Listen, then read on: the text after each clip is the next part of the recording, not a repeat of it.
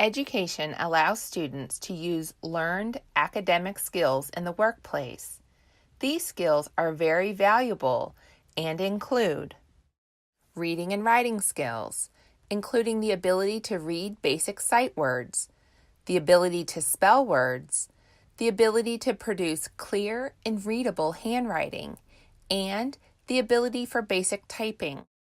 Examples of these skills include the ability to read company policies about sick and vacation time and having the ability to write by hand or type up an incident report. Math skills include basic computation, like adding, multiplying, subtracting, or dividing numbers.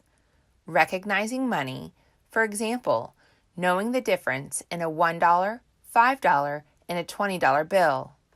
Also, making correct change, and being able to understand basic measurements, like recognizing 1 inch from 1 foot.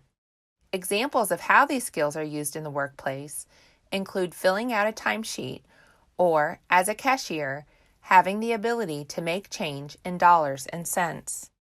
Problem solving is the process of working through the details of the current situation to reach possible solutions.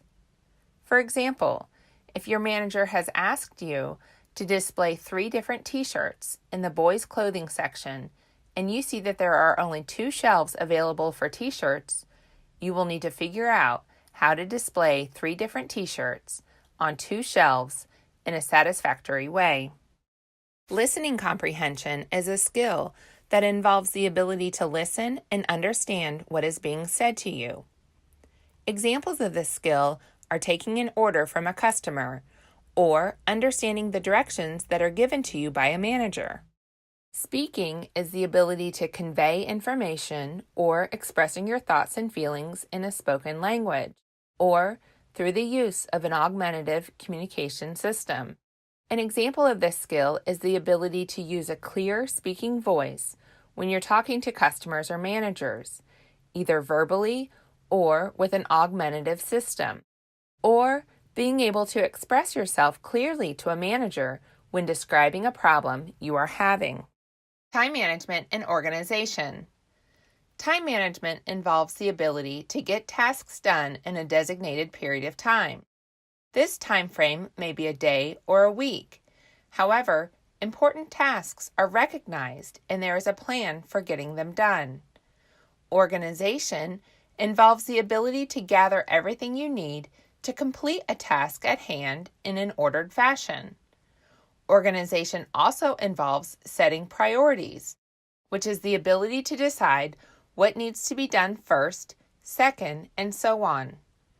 Examples of time management include taking a list of tasks given to you by a manager and performing them in a timely manner. For example, your manager may ask you to organize 5 shelves and clean the fitting rooms during your work shift. Managing your time means that you consider all the tasks involved and divide up your time to each task accordingly. An example of organization is this. Your manager asks you to make a poster for a sale. You will need to find and set aside the supplies you need for the poster. You would have glue, scissors, poster board, cutouts, and so on. An example of setting priorities would be if your manager asks you to do 5 tasks in the next hour. You would decide which is the most important and do that first, which is second, and so on until all the tasks have been performed. Communicating effectively means that you can speak clearly and in simple terms so that others can understand you. Communication is a two-way process, and it involves how we receive and give information. An example of effective communication involves your ability to let your coworkers know that you are a team player. This can be achieved by giving them positive, verbal, and nonverbal expressions. For example, smiling at your coworkers and saying positive statements about their work.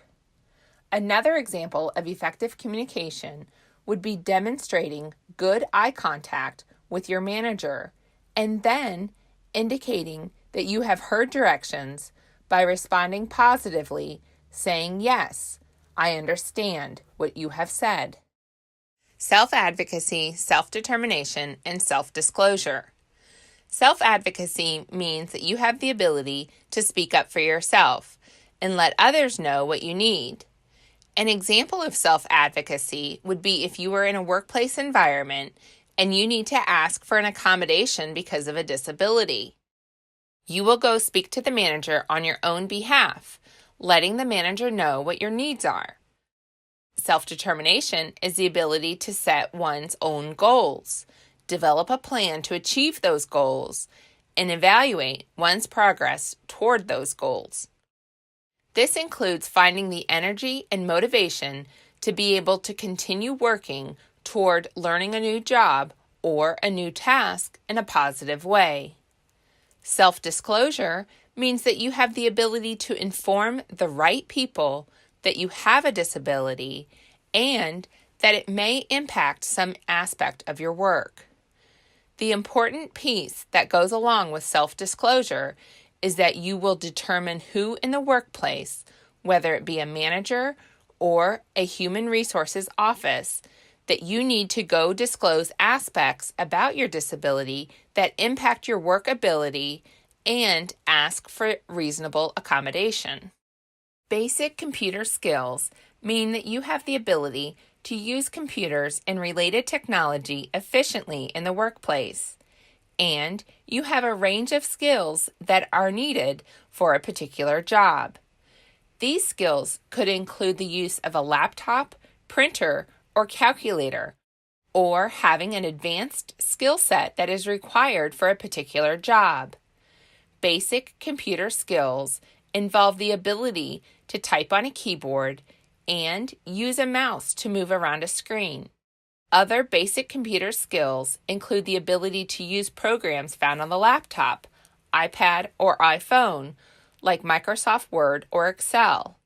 An example would be if you worked in a grocery store as a product stocker and were asked to use a handheld computer device which indicates how many pieces of a certain product would be taken from the stockroom to be shelved on a grocery aisle.